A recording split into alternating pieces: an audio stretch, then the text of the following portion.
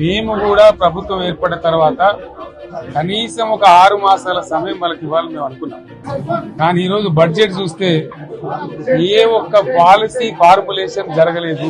వ్యవసాయం ఉంది, మేము 2 పంటలకు కూడా ఇచ్చినాం రైతు బంధు. వీళ్ళు ఎగ్గొడతామని చెప్తా ఉన్నారు. ధాన్యం కొనుగోలు చేయలేదు, విద్యుత్ సరఫరా చేయడం లేదు, నీళ్లు సరఫరా చేయడం లేదు, ఇంకా రైతు భరోసా రైతు బంధు గురించి ఇంకా ప్రస్తావనే లేదు. రాష్ట్రంలో వ్యవసాయ పాలసీ ఏమిటి, పారిశ్రామిక పాలసీ ఏమిటి, ఐటీ పాలసీ ఏమిటి, ఒక్క పథకం మీద కూడా ఇప్పుడు స్పష్టత లేదు. గొర్రెల పెంపకం పథకాన్ని టోటల్ గా మూసివేసినట్టుగా మనకు అర్థమవుతా ఉంది.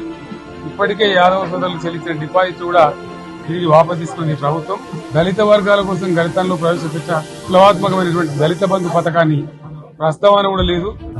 అదేవిధంగా మత్స్యకారులకు ఆ భరోసా లేదు. మా గోల్స్ ఇవి, మా టార్గెట్స్ ఇవి అనే పద్ధతి గాని పద్దు గాని లేదు. భవిష్యత్తులో బ్రహ్మాండంగా మేము దీన్నంతా కూడా చీల్చి చెండాడబోతాం.